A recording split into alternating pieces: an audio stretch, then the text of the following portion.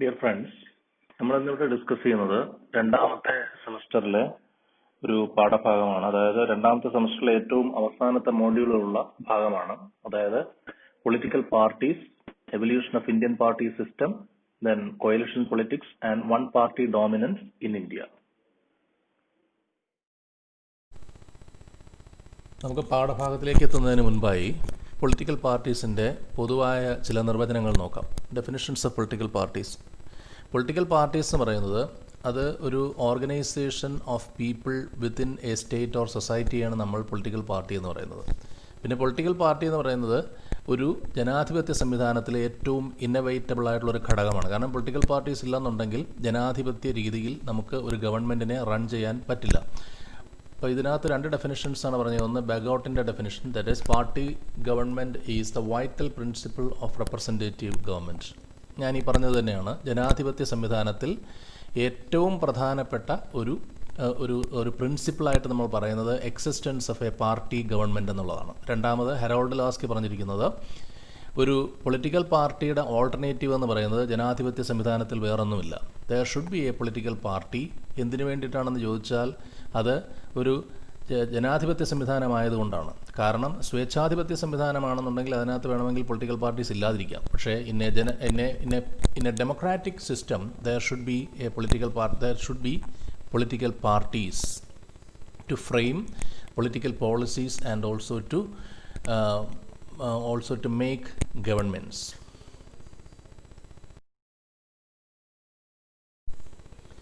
Okay, to sum up, നമുക്ക് പൊളിറ്റിക്കൽ പാർട്ടീസിനെ കുറിച്ച് ഇങ്ങനെ പറയാം. A political party is a group of citizens. അത് മോർ ഓർ ലെസ് ഓർഗനൈസ്ഡ്, ഏറ്റവും നന്നായി ഓർഗനൈസ് ചെയ്യപ്പെട്ട ഒരു കൂട്ടം ജനങ്ങൾ അല്ലെങ്കിൽ ഒരു കൂട്ടം പൗരന്മാർ ചേർന്നുണ്ടാകുന്നതാണ് ഒരു പൊളിറ്റിക്കൽ പാർട്ടി എന്ന് പറയുന്നത്. അവിടെ അവർക്കുണ്ടാകേണ്ട ചില കാര്യങ്ങളെന്ന് പറയുന്നത്, ഒന്ന്, ഹു ഹോൾഡ് കോമൺ വ്യൂസ്, എല്ലാവർക്കും സമാനമായ വീക്ഷണങ്ങളായിരിക്കണം. അതുപോലെ തന്നെ ഐഡിയാസ് ഓൺ പബ്ലിക് ക്വസ്റ്റ്യൻസ്, എല്ലാവർക്കും പൊതുവായ കാര്യങ്ങളിലുള്ളത് ഒരേ ആശയങ്ങളായിരിക്കണം.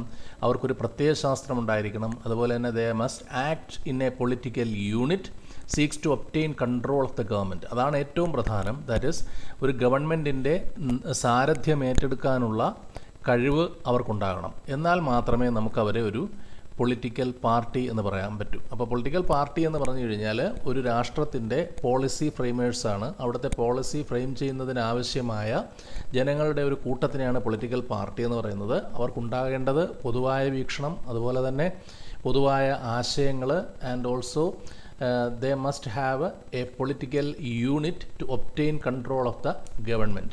രാഷ്ട്രത്തിൻ്റെ അധികാരം നേടിയെടുക്കാൻ തക്കവണ്ണമുള്ള ഒരു രാഷ്ട്രീയ വീക്ഷണവും അല്ലെങ്കിൽ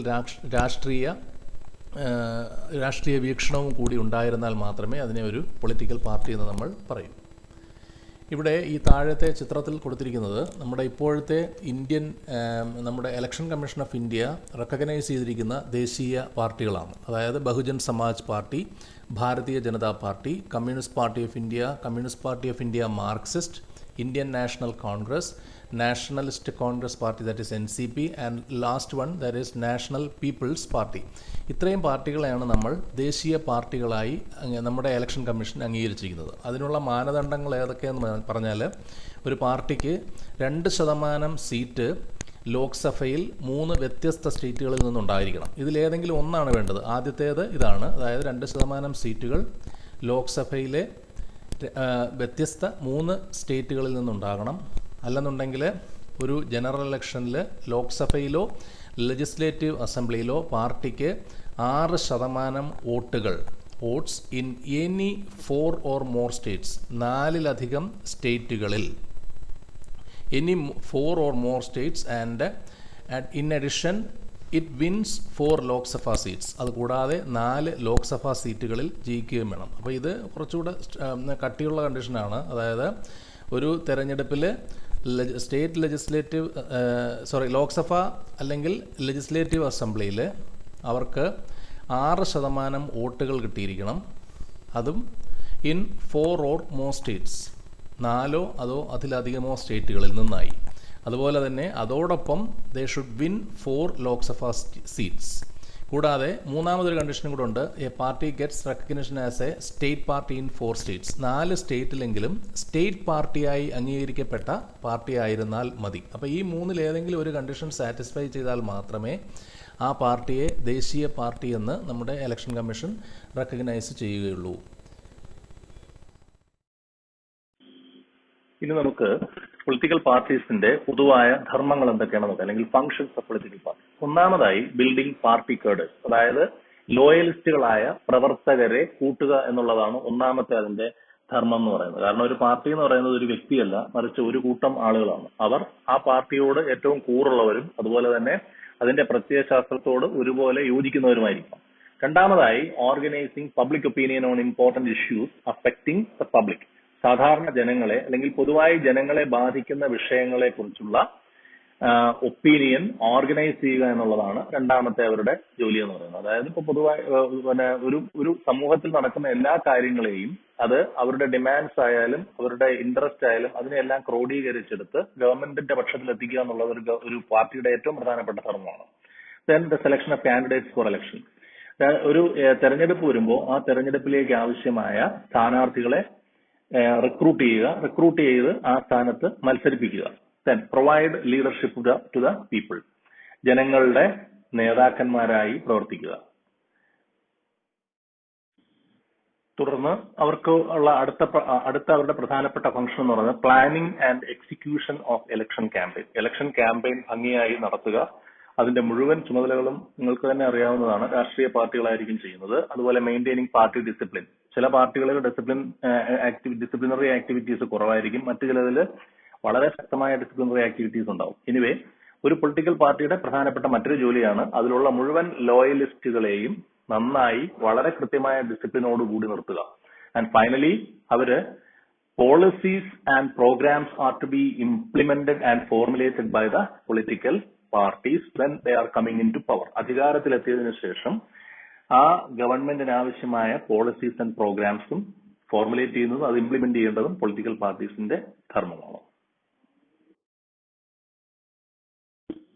ഇനി നമുക്ക് ഇന്ത്യയിലെ പൊളിറ്റിക്കൽ പാർട്ടി സിസ്റ്റത്തിനെ കുറിച്ചാണ് ഡിസ്കസ് ചെയ്യാനുള്ളത്. ഇന്ത്യയിലെ പൊളിറ്റിക്കൽ പാർട്ടി സിസ്റ്റം എന്ന് പറയുമ്പോൾ നമ്മൾ കുറെ പുറകോട്ട് പോകേണ്ടി വരും. കാരണം ഒരു ചരിത്രത്തിൽ നിന്നാണ് ഇത് നമുക്ക് തുടങ്ങാനുള്ളത്. ബ്രിട്ടീഷുകാർ ഇന്ത്യയിൽ വന്നതിന് ശേഷം മാത്രമാണ് ഇന്ത്യയിൽ പൊളിറ്റിക്കൽ പാർട്ടീസിന്റെ ഒരു ആവിർഭാവം ഉണ്ടാവുന്നത്. കാരണം അത്രയും കാലം നമുക്ക് അതിന്റെ ആവശ്യം ഉണ്ടായിരുന്നില്ല. Because they were ruled by certain feudal lords or certain kings. ഏതെങ്കിലും രാജാക്കന്മാരോ അല്ലെന്നുണ്ടെങ്കിൽ ഫ്യൂഡൽ പ്രഭുക്കളോ ആയിരുന്നു ഭരണം നടത്തിയിരുന്നത്. അതിൽ നിന്ന് മാറി ജനാധിപത്യം നമുക്ക് ആവശ്യമാണ് എന്നുള്ള തോന്നൽ ഉണ്ടാകുന്നത് ബ്രിട്ടീഷുകാരോടുള്ള റെസിസ്റ്റൻസിന് ശേഷമാണ്. അല്ലെങ്കിൽ 1600 ഈസ്റ്റ് ഇന്ത്യ കമ്പനി ഇവിടെ വന്നതിന് ശേഷമുള്ള അവരുടെ ചില പ്രവർത്തനങ്ങളുടെ ഭാഗമായി നമ്മൾ അവരോട് എതിർക്കാൻ തുടങ്ങി. അതിന് നമ്മൾ പൊതുവിൽ പറയുന്ന പേരുണ്ട്, ദാറ്റ് ഇസ് നാഷണൽ മൂവ്മെന്റ്. ആ ദേശീയ പ്രസ്ഥാനമാണ് യഥാർത്ഥത്തിൽ ഇന്ത്യയിൽ ഒരു ജനാധിപത്യത്തിന്റെ സ്ട്രക്ചർ ഉണ്ടാകുന്നതിന് കാരണമായത്. അതിന്റെ തന്നെ തുടക്കം എന്ന് പറയുന്നത് with the formation of Indian national Congress in 1885. 1885 ഒരു രാഷ്ട്രീയ പാർട്ടി എന്നുള്ള രീതിയിലല്ലാതെ ഒരു വോളണ്ടറി ഓർഗനൈസേഷനായി തുടങ്ങിയ ഇന്ത്യൻ നാഷണൽ കോൺഗ്രസ് ആണ് യഥാർത്ഥത്തിൽ ഇന്ത്യൻ പാർട്ടി സിസ്റ്റത്തിന്റെ തുടക്കം എന്നുള്ളത്. ഇന്ത്യൻ നാഷണൽ കോൺഗ്രസ് അതിന്റെ പ്രവർത്തനം ആരംഭിച്ചതിന് ശേഷം ഇങ്ങനെ ദേശീയ പ്രസ്ഥാനം ശക്തി ആർജിച്ചു വരുന്ന സമയത്ത് ബ്രിട്ടീഷുകാർക്ക് അതിനെ റെസിസ്റ്റ് ചെയ്യാനായി അവർ കൊണ്ടുവന്നൊരു പോളിസിയാണ് നിങ്ങൾക്ക് എല്ലാവർക്കും അറിയുന്നത് പോലെ ഡിവൈഡ് ആൻഡ് റൂൾ പോളിസി എന്ന് പറയുന്നത്. കാരണം ഇന്ത്യയിലുള്ള മുഴുവൻ മതവിഭാഗങ്ങളെയും വിഭജിച്ച് ഭരിക്കുക എന്നുള്ളതായിരുന്നു ബ്രിട്ടീഷുകാർ അതിനായിട്ട് ഉപയോഗിച്ചത്. അങ്ങനെ വന്നപ്പോൾ ഉണ്ടായ ഒരു പ്രശ്നം എന്ന് പറഞ്ഞു കഴിഞ്ഞാൽ ഓരോ മതവിഭാഗങ്ങൾക്കും അവരുടേതായ ഫോർമേഷൻസ് ഉണ്ടായി എന്നുള്ളതാണ്. അതിന് പിന്നീട് രാഷ്ട്രീയ പാർട്ടികളുടെ രീതിയിലേക്ക് വന്നെങ്കിലും ആദ്യകാലത്ത് അത് ഈ പറയുന്നത് പോലെ അതാത് മതവിഭാഗങ്ങളുടെ പേരിലുണ്ടായ ചില രാഷ്ട്രീയ ഫോർമാറ്റുകളാണ്. ഉദാഹരണത്തിന് ഇന്ത്യൻ യൂണിയൻ മുസ്ലിം ലീഗ്, അതുപോലെ ഹിന്ദു മഹാസഭ, അതുപോലെ അകാലിദൾ സിഖുകളുടെ ഈ 3 ഫോർമേഷൻസും ഇന്ത്യൻ നാഷണൽ കോൺഗ്രസുമായിരുന്നു ആദ്യകാലത്ത് നമുക്കിവിടെ ഉണ്ടായിരുന്ന പൊളിറ്റിക്കൽ പാർട്ടീസ് എന്ന് പറയുന്നത്. പക്ഷേ മതപരമായ രീതിയിൽ ഇത്തരത്തിലുള്ള ഒരു പൊളിറ്റിക്കൽ പാർട്ടി ഫോർമേഷനോ അല്ലെന്നുണ്ടെങ്കിൽ ഒരു ഓർഗനൈസേഷനോ സെറ്റപ്പോ ഉണ്ടായതുകൊണ്ടുള്ള ഒരു ദോഷം എന്ന് പറഞ്ഞു കഴിഞ്ഞാൽ നമുക്കിവിടെ ഉണ്ടായ ഉണ്ടാകാൻ സാധ്യതയുള്ള ഒരു ജനാധിപത്യ രീതിയിലുള്ള അല്ലെങ്കിൽ ഒരു സെക്യുലർ രീതിയിലുള്ള പാർട്ടി സിസ്റ്റം ഇന്ത്യയിൽ ഉണ്ടാകാനുള്ള സാധ്യത കുറഞ്ഞു. അപ്പൊ ആദ്യകാലത്ത് നമ്മുടെ പൊളിറ്റിക്കൽ പാർട്ടീസ് എന്ന് പറയപ്പെടുന്ന, അല്ലെങ്കിൽ യഥാർത്ഥത്തിൽ പൊളിറ്റിക്കൽ പാർട്ടീസ് എന്നുള്ള രീതിയിലേക്ക് വന്നില്ല. അതിനുള്ള കാരണം എന്ന് പറഞ്ഞു കഴിഞ്ഞാൽ അന്ന് തെരഞ്ഞെടുപ്പുകളോ മറ്റ് പൊളിറ്റിക്കൽ പാർട്ടീസ് നമ്മൾ നേരത്തെ പറഞ്ഞ ധർമ്മങ്ങളിൽ ഉൾപ്പെട്ടു നിൽക്കേണ്ട തരത്തിലുള്ള ഒരു സംവിധാനമില്ലായിരുന്നു. എങ്കിൽ പോലും ഈ പറയുന്ന ഫോർമേഷൻസ് എല്ലാം മതപരമായി നിലനിന്നത് കൊണ്ട് തന്നെ നമുക്ക് സ്വാതന്ത്ര്യത്തിന് ശേഷം നമ്മുടെ ഇന്ത്യൻ പാർട്ടി സിസ്റ്റം എന്ന് പറയുന്നത് പൂർണ്ണമായും ഒരു ഖയോസ് അല്ലെങ്കിൽ നല്ല ഒരു സിറ്റുവേഷൻ ആണെന്ന് നമുക്ക് പറയാൻ പറ്റില്ല. കാരണം അന്നത്തെ ഒരു അവസ്ഥ എന്ന് പറയുന്നത് ഈ തരത്തിൽ മത വിഭാഗങ്ങൾ തമ്മിലുള്ള ചില സ്പർദ്ധകൾ നിലനിന്നുകൊണ്ടുള്ള പൊളിറ്റിക്കൽ പാർട്ടീസായി മാത്രമേ അവയ്ക്ക് നിലനിൽക്കാൻ കഴിയുള്ളൂ. നമ്മളിത് പറയാനുള്ള കാരണം മറ്റ് രാജ്യങ്ങളുടെ പൊളിറ്റിക്കൽ പാർട്ടീസിന്റെ ഒറിജിൻ എടുത്ത് നോക്കിക്കഴിഞ്ഞാൽ അവയ്ക്കൊക്കെ ഉണ്ടായിട്ടുള്ളത് ഒരു സെക്യുലറോ ജനാധിപത്യപരവുമായിട്ടുള്ള ഒരു ഒറിജിൻ ആയിരുന്നു അവിടുത്തെ പൊളിറ്റിക്കൽ പാർട്ടീസിന് ഉണ്ടായിട്ടുള്ളത്. പക്ഷെ ഇന്ത്യയിൽ അത്തരത്തിലുള്ള ഒരു ഒറിജിൻ ഉണ്ടാകാതിരിക്കാനുള്ള കാരണമാണ് ബ്രിട്ടീഷുകാരുടെ ഈ പോളിസിയും തുടർന്നുണ്ടായ മതപരമായ ഇത്തരത്തിലുള്ള പൊളിറ്റിക്കൽ ഫോർമേഷൻസും.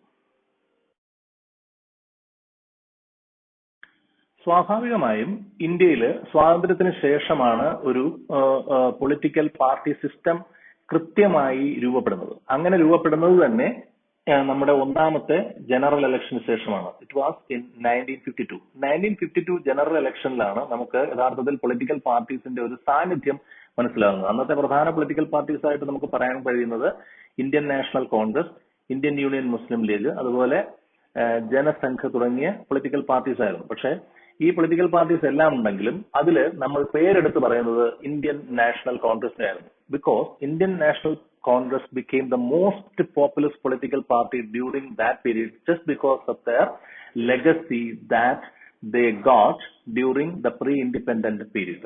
സ്വാതന്ത്ര്യത്തിന് മുൻപ് അവർക്ക് കിട്ടിയ ഒരു വലിയ ലെഗസി ഉണ്ട്. ആ ലെഗസിയെ പറ്റിയാണ് നമ്മൾ ഇനി പറയുന്നത്.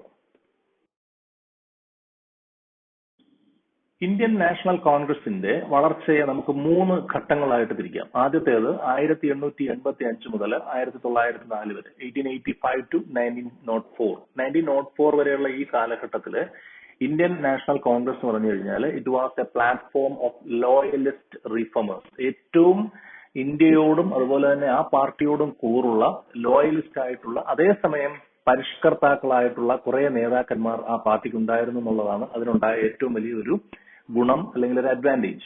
അതുകൊണ്ട് തന്നെ ഈ കാലയളവില് മോസ്റ്റ് അക്സെപ്റ്റഡ് പേഴ്സണാലിറ്റീസ് അവരോടൊപ്പം ഉണ്ടായിരുന്ന ഇത്തരം ഏറ്റവും ബഹുമാനിക്കത്തക്കതായ വ്യക്തികൾ ഉണ്ടായിരുന്നത് കൊണ്ട് തന്നെ ഇന്ത്യൻ നാഷണൽ കോൺഗ്രസിന് ആ കാലയളവിലുള്ള സോഷ്യൽ ആൻഡ് പൊളിറ്റിക്കൽ റെക്കഗ്നിഷൻ അവർക്ക് ലഭിച്ചു എന്നുള്ളതാണ് ഇതിന്റെ ഒന്നാമത്തെ ഘട്ടത്തിലുള്ള സവിശേഷത. രണ്ടാം ഘട്ടം ആരംഭിക്കുന്നത് 1905 മുതൽ 1918 വരെയായിരുന്നു. അപ്പൊ അത് ആരംഭിക്കുന്ന 1905-ലാണ്.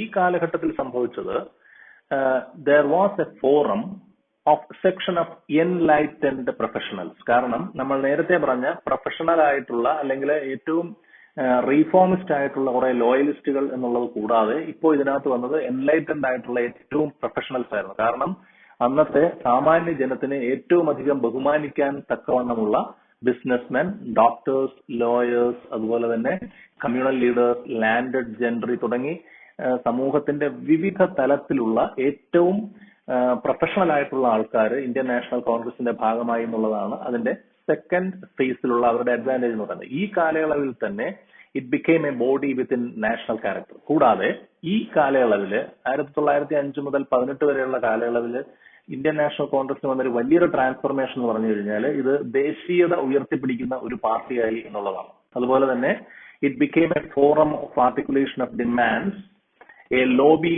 Four negotiations by participating legislatures and local bodies. നിങ്ങൾക്കറിയാം ഈ കാലയളവില് 1990 ഈ കാലയളവില് നമുക്കിവിടെ ബ്രിട്ടീഷുകാർ തന്നെ കൊണ്ടുവന്ന പരിഷ്കരണങ്ങളുടെ ഭാഗമായി ഒന്ന് രണ്ട് തെരഞ്ഞെടുപ്പുകൾ ഇവിടെ നടത്തുകയുണ്ടായി. അപ്പൊ ഇത്തരം തെരഞ്ഞെടുപ്പുകളിലൊക്കെ ഇന്ത്യൻ നാഷണൽ കോൺഗ്രസിന് അവരുടെ സ്ഥാനാർത്ഥികളെ നിർത്തി വിജയിപ്പിക്കാനായി. അതുകൊണ്ട് തന്നെ ലോക്കൽ ബോഡീസിലും അതുപോലെ റീജിയണൽ ആയിട്ടുള്ള ലെജിസ്ലേച്ചറുകളിലും ഇന്ത്യൻ നാഷണൽ കോൺഗ്രസിന്റെ ശബ്ദം ഉയർന്നു എന്നുള്ളതാണ് രണ്ടാമത്തെ ഫേസിന്റെ സവിശേഷത. Third phase started from 1919 and ended by 1947, സ്വാതന്ത്ര്യ കാലയളവ് വരെ. ഈ കാലയളവിൽ എന്താണ് സംഭവിച്ചതെന്ന് ചോദിച്ചാൽ Indian national Congress became a multi class mass movement. കാരണം അതിനെ ഒരു അംബ്രല്ല പാർട്ടി അല്ലെങ്കിൽ ഒരു അംബ്രല്ല ഫോർമേഷൻ എന്ന് നമുക്ക് വിളിക്കാൻ തക്കവണ്ണമുള്ള ഒരു വളർച്ച ഇന്ത്യൻ നാഷണൽ കോൺഗ്രസിന്റെ ബേസിലുണ്ടായി. ഒരുപാട് പേര് അല്ലെങ്കിൽ പല വിഭാഗത്തിലുള്ളവരും പാർട്ടിയുടെ ഭാഗമായി എന്നുള്ളതാണ്. And also Gandhi came to the forefront of national movement in 1915 to change Congress into a focus of national hope and struggle. മഹാത്മാഗാന്ധിയുടെ വരവ്, മഹാത്മാഗാന്ധി ഇന്ത്യൻ നാഷണൽ കോൺഗ്രസിനൊപ്പം സഹകരിക്കുന്ന ഒരവസ്ഥ വന്നപ്പോൾ ഇത് നമ്മുടെ സ്വാതന്ത്ര്യത്തിലേക്ക് വഴിതെളിക്കുമെന്നും നമ്മുടെ സ്ട്രഗിളിനെ മുന്നിൽ നിന്ന് നയിക്കാൻ ഒരു വ്യക്തി ഉണ്ടെന്നും അത് ഇന്ത്യൻ നാഷണൽ കോൺഗ്രസിന്റെ ഭാഗമാണെന്നുള്ളൊരു തോന്നല് ഇന്ത്യ മുഴുവനുള്ള ആളുകൾക്ക് ഉണ്ടായി. ഇതാണ് 3 phases of Indian national Congress in the pre independent era എന്ന് പറയുന്നത്. ഞാനിത് പറയാനുള്ള കാരണം ഇന്ത്യൻ നാഷണൽ കോൺഗ്രസ് എന്ന് പറയുന്നത് സ്വാതന്ത്ര്യത്തിന് ശേഷം അല്ലെങ്കിൽ 1952 ഒന്നാമത്തെ പൊതു തെരഞ്ഞെടുപ്പിന് ശേഷം വളരെ കാലം ഒരു ഡോമിനന്റ് പൊളിറ്റിക്കൽ പാർട്ടിയായി തന്നെ നിലനിന്നതാണ്. പരീക്ഷയ്ക്ക് നിങ്ങൾക്ക് ചോദിക്കുന്ന ഒരു ചോദ്യം അതായിരിക്കും, വൺ പാർട്ടി ഡോമിനൻസ് സിസ്റ്റം, ഒറ്റ പാർട്ടി മാത്രം ഈ ഇന്ത്യൻ സിസ്റ്റത്തിൽ കുറെ നാൾ ഡോമിനന്റ് ആയി നിൽക്കാനുള്ള കാരണം. അതിന്റെ ഏറ്റവും മൂല കാരണമാണ് നമ്മൾ ഈ പറഞ്ഞ 3 എണ്ണം. ഈ 3 എണ്ണം എന്ന് പറയുന്നത് ഇന്ത്യൻ നാഷണൽ കോൺഗ്രസിന് പ്രീ ഇൻഡിപെൻഡന്റ് ഇറയിൽ തന്നെ ഒരു വലിയ ശക്തി നൽകി എന്നുള്ളതാണ്. മഹാത്മാഗാന്ധിയുടെ വരവ് നമ്മൾ ഇതിനു മുൻപ് സൂചിപ്പിച്ചു. മഹാത്മാഗാന്ധിയുടെ വരവ് ഉണ്ടാക്കിയ വ്യത്യാസം എന്ന് പറഞ്ഞാൽ അത് നമ്മുടെ പൊളിറ്റിക്കൽ ലാൻഡ്സ്കേപ്പിനെ ആകെ മാറ്റിമറിച്ചു എന്നുള്ളതാണ്. കാരണം ഇന്ത്യയിലുടനീളം അദ്ദേഹത്തിന്റെ പേരിൽ ആയി പിന്നീട് സ്ട്രഗിൾസ്, അതായത് ബ്രിട്ടീഷുകാർക്കെതിരായുള്ള റെസിസ്റ്റൻസ്. അതുപോലെ കോൺഗ്രസ് ഒരു peasant base multi class movement ആയി മാറി, അല്ലെങ്കിൽ എല്ലാ വിഭാഗത്തിലുള്ളവരുമുള്ള ഒരു ലിബറേഷന് വേണ്ടി പ്രവർത്തിക്കുന്ന ഒരു വൻ മൂവ്മെന്റ് ആയി മാറി എന്നുള്ളതാണ്. അതുപോലെ സ്വാതന്ത്ര്യം വിത്ത് ഇൻഡിപെൻഡൻസ് കോൺഗ്രസിന് കിട്ടിയ ഒരു വലിയ ഗുണമെന്ന് പറഞ്ഞാൽ it constitute itself as A federal political power structure. കാരണം ഫെഡറൽ പൊളിറ്റിക്കൽ പവർ സ്ട്രക്ചർ എന്ന് പറയാനുള്ള കാരണം കേന്ദ്രത്തിൽ മാത്രമല്ല സംസ്ഥാനങ്ങളിലും എല്ലാ റീജിയൻസിലും വളരെയധികം ശക്തിയും അതുപോലെ തന്നെ സ്വാധീനവും ചെലുത്താൻ കഴിവുള്ള ഒരു പൊളിറ്റിക്കൽ പാർട്ടി എന്ന് ഇന്ത്യൻ നാഷണൽ കോൺഗ്രസ് സ്വാതന്ത്ര്യാനന്തരം തെളിയിക്കുകയും ചെയ്തു. അപ്പൊ നമ്മൾ സൂചിപ്പിച്ചതുപോലെ കോൺഗ്രസ് പാർട്ടിക്ക് ഈ കാലയളവിലുണ്ടായ ഒരു ശക്തമായ വിജയവും അതുപോലെ തന്നെ നാഷണൽ മൂവ്മെന്റിൽ ഉണ്ടായിരുന്ന അവരുടെ ഒരു ഹൈ പെർഫോമൻസും അതിനെ ഏറ്റവും ഡോമിനന്റ് ആയിട്ടുള്ള ഒരു പൊളിറ്റിക്കൽ പാർട്ടിയായി ഇന്ത്യയിൽ അംഗീകരിക്കാനുള്ള കാരണമായി.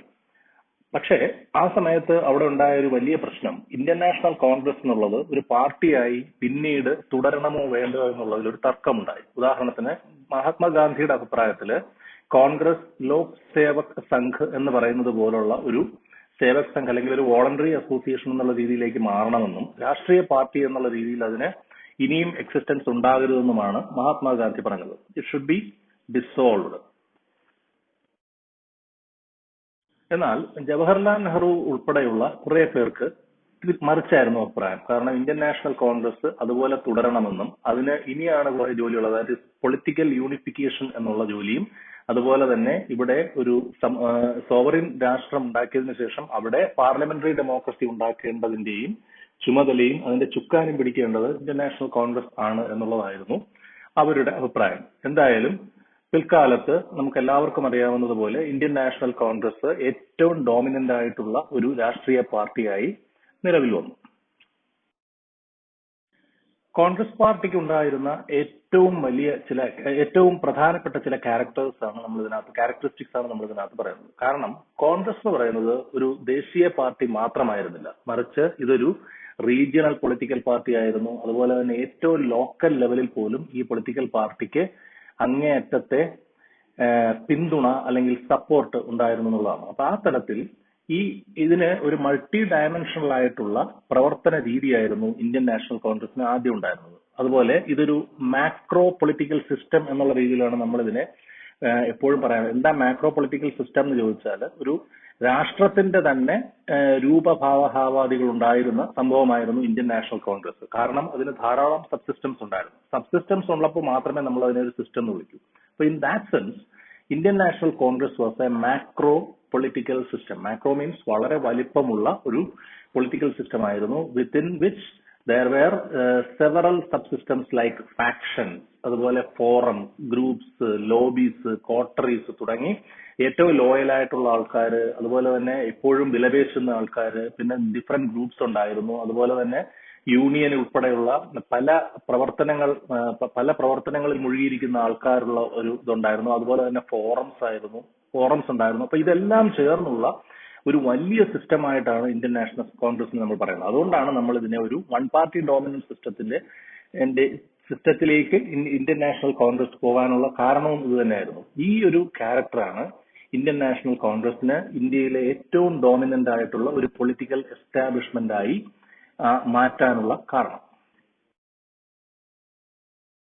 ഇനി തുടർന്ന് ഇതിന്റെ ക്യാരക്ടറിസ്റ്റിക്സിൽ മറ്റ് പ്രധാനപ്പെട്ട ചില ഘടകങ്ങൾ കൂടിയുണ്ട്. ഒന്ന്, ഇതിന് ഒരു വൈഡ് റേഞ്ച് ഓഫ് ഗ്രൂപ്പ്സ് അല്ലെങ്കിൽ ഡിഫറെന്റ് ആയിട്ടുള്ള ഗ്രൂപ്പുകൾ ഇന്ത്യൻ നാഷണൽ കോൺഗ്രസിനുള്ളിൽ തന്നെ ഉണ്ടായിരുന്നു. ഉദാഹരണത്തിന് ദേർ ആർ ആന്റഗോണിസ്റ്റ് അല്ലെങ്കിൽ ശത്രുതാ മനോഭാവമുള്ള ഒരുപാട് ഗ്രൂപ്പുകൾ ഇതിനകത്ത് തന്നെ നിലവിലുണ്ടായിരുന്നു. അതുകൊണ്ട് തന്നെ അവർ നിലനിന്നത് എന്തിനു വേണ്ടിയാണെന്ന് ചോദിച്ചാൽ for the ambitions of power and prestige, അധികാരത്തിനും അതുപോലെ തന്നെ അന്തസ്സിനും വേണ്ടി നിലനിന്നവരുണ്ടായിരുന്നു. അതുപോലെ ഇത്തരം കാര്യങ്ങളൊക്കെയാണ് ഇന്ത്യൻ നാഷണൽ കോൺഗ്രസിനെ ഒരു വലിയ പാർട്ടിയായി വീണ്ടും വീണ്ടും ഉയർത്താനുള്ള കാരണം. അതുപോലെ ഇതിനൊരു വളരെ ഫ്ലെക്സിബിൾ ആയിട്ടുള്ള ക്യാരക്ടറാണ് ഇന്ത്യൻ നാഷണൽ കോൺഗ്രസിന് ഉണ്ടായിരുന്നത്. ഇപ്പോഴത്തെ കോൺഗ്രസ്, അന്നത്തെ ഇന്ത്യൻ നാഷണൽ കോൺഗ്രസും ഇപ്പോഴത്തെ കോൺഗ്രസും തമ്മിൽ ഒരുപാട് വ്യത്യാസമുണ്ട്. കാരണം ഇപ്പോഴത്തെ കോൺഗ്രസ് എന്ന് പറയുന്നത്, ഞാൻ തുടർന്ന് പറയുമ്പോൾ നിങ്ങൾക്ക് മനസ്സിലാവും, it is A part of Indian national Congress അല്ലെങ്കിൽ ഇന്ദിരാഗാന്ധിക്ക് ശേഷം ഉണ്ടായ ഒരു ഫോർമേഷനാണ് നമ്മളിപ്പോൾ കാണുന്നത്. പക്ഷെ ആദ്യം ഉണ്ടായിരുന്ന അതല്ല, ഈ മുഴുവൻ രാഷ്ട്രീയ പ്രവർത്തകരെയും ഒന്നിച്ചു നിർത്തിക്കൊണ്ടുള്ള ഒരു അംബ്രല്ല ഫോർമേഷൻ ആയിരുന്നു ആദ്യകാലത്ത് ഇന്ത്യൻ നാഷണൽ കോൺഗ്രസ് എന്ന് പറയുന്നത്.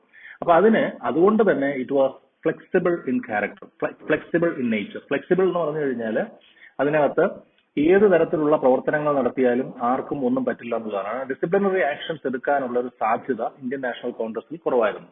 അതുകൊണ്ട് തന്നെ അതിനകത്തുണ്ടായ ഒരു പ്രശ്നം, ഇതിനകത്ത് ഒരുപാട് ഗ്രൂപ്പുകൾ ഉണ്ടാവുകയും ഈ ഗ്രൂപ്പുകൾ അവരവരുടെ സ്വാധീനം ഉപയോഗിച്ച് പാർട്ടിയുടെ അധികാരത്തെ മാനിപ്പുലേറ്റ് അല്ലെങ്കിൽ അതിനെ ദുരുപയോഗം ചെയ്യാനുള്ള സാധ്യതകൾ ഒരുപാടുണ്ടായി എന്നുള്ളതാണ് ഇന്ത്യൻ നാഷണൽ കോൺഗ്രസിനുണ്ടായ ദോഷം. ഈ വൻപിച്ച ഒരു സപ്പോർട്ട് ഉണ്ടായിരുന്നെങ്കിൽ പോലും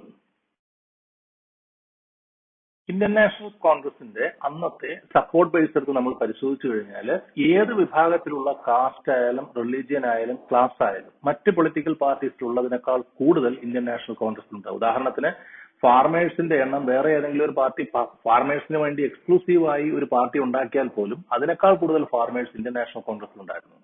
അതുപോലെ തന്നെ ഏതെങ്കിലും ഒരു മതവിഭാഗം, ഹിന്ദുവോ മുസ്ലിമോ അല്ലെന്നുണ്ടെങ്കിൽ ക്രിസ്ത്യനോ സിഖോ ഏത് വിഭാഗമായിക്കൊള്ളട്ടെ, അവർക്ക് വേണ്ടി ഒരു പ്രത്യേകം പൊളിറ്റിക്കൽ പാർട്ടി ഉണ്ടാക്കിയാൽ പോലും അതിനേക്കാൾ കൂടുതൽ മെമ്പർഷിപ്പ് ഇതേ വിഭാഗത്തിൽപ്പെട്ടവർക്ക് ഇന്ത്യൻ നാഷണൽ കോൺഗ്രസിൽ ഉണ്ടായിരുന്നു. അതുകൊണ്ട് തന്നെയാണ് ഇന്ത്യൻ നാഷണൽ കോൺഗ്രസിന്റെ ഇതിനൊരു വളരെ ബ്രോഡ് ബേസ്ഡ് ആയിട്ടുള്ള മെമ്പർഷിപ്പ് ഉണ്ടായിരുന്നു എന്ന് നമുക്ക് പറയുന്നത്. പക്ഷെ ഇതേ മെമ്പർഷിപ്പിനകത്തുള്ള കൂടുതൽ കൊണ്ട് തന്നെ ഇതിനുണ്ടായ ഒരു ദോഷം എന്ന് പറയുന്നത്, ഇതിന് കൊഹഷൻ ഇല്ലാതെ അല്ലെങ്കിൽ എപ്പോഴും ഒരുമിച്ച് ചേർന്നിരിക്കേണ്ടവർ തമ്മിൽ എപ്പോഴും വഴക്കുണ്ടാകുകയും ആ വഴക്ക് കാരണം അതിനകത്ത് സ്പർദ്ധകളും അതുപോലെ തന്നെ പാർട്ടിക്കുള്ളില് പിളർപ്പുകളും ഉണ്ടാകാനുള്ള സാധ്യത ഉണ്ടായി എന്നുള്ളതാണ് ഇതിന്റെ ഒരു ദോഷം. അപ്പോൾ ഒരേ സമയം ഒരു ഗുണവും ഉണ്ടായിരുന്നു, ഒരു ദോഷവും ഉണ്ടായിരുന്നു. ഗുണമെന്ന് പറയുന്നത് ഈ പറയുന്ന ഒരു വലിയ സപ്പോർട്ട് ബേസ് എല്ലാ വിഭാഗത്തെയും ഉൾപ്പെടുത്തിക്കൊണ്ട് ഇന്ത്യൻ നാഷണൽ കോൺഗ്രസിൽ ഉണ്ടായി. അതേസമയം ഈ പറയുന്ന എല്ലാ വിഭാഗങ്ങളും വന്നു ചേർന്നപ്പോൾ അവർ തമ്മിലുണ്ടായ ഗ്രൂപ്പ് വഴക്കുകൾ കാരണം പാർട്ടിക്കുള്ളിൽ സ്പ്ലിറ്റോ അല്ലെന്നുണ്ടെങ്കിൽ പാർട്ടിക്കകത്ത് ഒരു ഏകത നഷ്ടപ്പെടുന്ന അവസരവും ഉണ്ടായി. അതുപോലെ തന്നെ ഈ ഇന്ത്യക്കകത്തുണ്ടായിരുന്ന മുഴുവൻ ടൗണിലും മുഴുവൻ സിറ്റിയിലും മുഴുവൻ റീജിയണിലും ഇന്ത്യൻ നാഷണൽ കോൺഗ്രസിന്റെ സപ്പോർട്ട് ബേസ് ഇങ്ങനെ പടർന്ന് പഞ്ചലിച്ച് കിടക്കായിരുന്നു എന്നുള്ളതാണ്. അതുകൊണ്ട് തന്നെയാണ് തെരഞ്ഞെടുപ്പുകളിലെല്ലാം അവർ തുടർച്ചയായി ജയിക്കുകയും ചെയ്തത്. ഇന്ത്യൻ നാഷണൽ കോൺഗ്രസിന്റെ സപ്പോർട്ട് ബേസിന്റെ കാര്യം നമ്മൾ വെറുതെ പറയുന്നതല്ല, മറിച്ച് അതിന് സ്റ്റാറ്റിസ്റ്റിക്കൽ ആയിട്ടുള്ള കുറെ പ്രൂഫ് നമുക്ക് പറയാൻ പറ്റും. ഉദാഹരണത്തിന് 1952 മുതൽ 89 വരെയുള്ള 10 തെരഞ്ഞെടുപ്പുകൾ, പൊതു തെരഞ്ഞെടുപ്പുകൾ എടുത്ത് നോക്കിക്കഴിഞ്ഞാൽ ഈ 10 പൊതു തെരഞ്ഞെടുപ്പുകളിലും ഏറ്റവും വലിയ രാഷ്ട്രീയ പാർട്ടി ഏതെന്ന് ചോദിച്ചാൽ നിസ്സംശയം നമുക്ക് പറയാൻ പറ്റും it was Indian national Congress. 89 ശേഷം മാത്രമാണ് ജനതാദൾ അതുപോലെ തന്നെ ഭാരതീയ ജനതാ പാർട്ടി ഉൾപ്പെടെയുള്ള പൊളിറ്റിക്കൽ പാർട്ടീസ് ഇന്ത്യൻ നാഷണൽ കോൺഗ്രസിന് ഒരു വലിയ ഭീഷണിയാവുകയും ഇന്ത്യൻ നാഷണൽ കോൺഗ്രസിന്റെ മൊത്തം സീറ്റുകൾ എണ്ണം കുറയുകയും ചെയ്തു. അപ്പൊ അതുവരെ സംസ്ഥാനങ്ങളിലായാലും കേന്ദ്രത്തിലായാലും ഇന്ത്യൻ നാഷണൽ കോൺഗ്രസ് ആർക്കും തന്നെ ചലഞ്ച് ചെയ്യാൻ കഴിയാത്ത ഒരു വലിയ ശക്തിയായി നിലനിന്നു എന്നുള്ളതാണ്. So the capacity of Congress party to obtain majority of seats, ഈ പറയുന്ന അവരുടെ ഏറ്റവും ഡോമിനന്റ് ക്യാരക്ടറിൽ ഉദാഹരണത്തിന് 77, 89, 91, 96, 98, 2014 ഇപ്പൊ കഴിഞ്ഞ 2019 തെരഞ്ഞെടുപ്പിൽ മാത്രമാണ് ഇന്ത്യൻ നാഷണൽ കോൺഗ്രസ് ഇന്ത്യൻ ഭരണകൂടത്തിൽ നിന്നും അല്ലെങ്കിൽ ഇന്ത്യൻ ഭരണത്തിൽ നിന്നും ഒഴിവായി നിന്നത്. ബാക്കി എല്ലാ സമയത്തും അവര് എല്ലാ കാലത്തും അവർ തന്നെയായിരുന്നു ഇന്ത്യയുടെ കേന്ദ്ര ഗവൺമെന്റിന്റെ ഭരണസാരഥ്യത്തിൽ ഉണ്ടായിരുന്നത്. കോൺഗ്രസ് പാർട്ടിക്ക് അതിന്റെ ഡോമിനൻസിനെ പറ്റി പറയുമ്പോൾ പിന്നീട് നമുക്ക് പറയാനുള്ളത് ഏരിയ വൈസ് ഉണ്ടായിരുന്ന അവരുടെ വലിപ്പത്തെ കുറിച്ചാണ്. അതായത് അവരുടെ ടെറിട്ടോറിയൽ സ്പ്രെഡ് എന്ന് പറയുന്നത് വളരെ വലുതായിരുന്നു. നേരത്തെ പറഞ്ഞതുപോലെ പ്രാദേശികമായി അവർക്ക് ഒരുപാട് പരന്ന മെമ്പർഷിപ്പ് ഉണ്ടായിരുന്നു. അതുപോലെ തന്നെ ഇലക്ടറൽ അപ്പീൽ അവർക്ക് വളരെ കൂടുതലായിരുന്നു. എല്ലാ തെരഞ്ഞെടുപ്പുകളിലും ഇന്ത്യൻ നാഷണൽ കോൺഗ്രസിന് സീറ്റുകൾ ഒരുപാടുണ്ടായിരുന്നു. എല്ലാ പൊളിറ്റിക്കൽ റിസൾട്ടുകളും അവർക്ക് ഫേവറബിൾ ആയിരുന്നു എന്നുള്ളതാണ് ആദ്യമായി പറയാനുള്ളത്. അതുപോലെ തന്നെ 2014 മുൻപ് ഏത് പൊളിറ്റിക്കൽ പാർട്ടി എടുത്ത് നോക്കിക്കഴിഞ്ഞാലും ഇന്ത്യൻ നാഷണൽ കോൺഗ്രസിനോട് മത്സരിച്ച് നിൽക്കാൻ കഴിവില്ലാത്ത പൊളിറ്റിക്കൽ പാർട്ടീസിനെയാണ് നമുക്ക് കാണാൻ പറ്റുന്നത്. അവരെ വേണമെന്നുണ്ടെങ്കിൽ നമുക്ക് ട്രാൻസ് റീജിയണൽ പാർട്ടി എന്ന് പറയാം, ഒരുപാട് ഏരിയകളിലുള്ള ഒരു പാർട്ടി എന്ന് പറയാം, അല്ലെന്നുണ്ടെങ്കിൽ ഒരുപാട് സ്റ്റേറ്റുകളിലുള്ള പാർട്ടി, അല്ലെങ്കിൽ ഒരു സ്റ്റേറ്റിൽ മാത്രമുള്ള പാർട്ടി. അത്തരം പാർട്ടി എന്നല്ലാതെ ദേശീയ പാർട്ടി എന്നുള്ള രീതിയിലേക്ക് നമുക്കൊരു പാർട്ടിയെ പറയാൻ കഴിയുന്നത് 2014 ശേഷമുള്ള BJPയുടെ വിജയത്തിന് ശേഷം മാത്രമാണ്. അതിനു മുൻപ് വരെ അപ്പോ ഈ ഏറ്റവും കൂടുതൽ ഡോമിനൻസ് ഉള്ള, ഏറ്റവും കൂടുതൽ സപ്പോർട്ട് ബേസ് ഉള്ള പൊളിറ്റിക്കൽ പാർട്ടി ഏതാണെന്ന് ചോദിച്ചാൽ നിസ്സംശയം നിങ്ങൾക്ക് പറയാം, it was Indian national Congress. അതുപോലെ തന്നെ ഇതിലെ പാർട്ടി മെമ്പേഴ്സും ആ പാർട്ടി മെമ്പേഴ്സിനേക്കാൾ കൂടുതൽ ഉണ്ടായിരുന്നു ഇന്ത്യൻ നാഷണൽ കോൺഗ്രസിന് സിമ്പതൈസേഴ്സ്. അതിന് നമ്മൾ അനുഭാവികൾ എന്ന് പറയും. അപ്പൊ സിമ്പതൈസേഴ്സും പാർട്ടി മെമ്പർഷിപ്പും ചേർന്ന് ഈ ഏറ്റവും വലുതായിരുന്നു ഇന്ത്യൻ നാഷണൽ കോൺഗ്രസിന്റെ സപ്പോർട്ട് ബേസ്.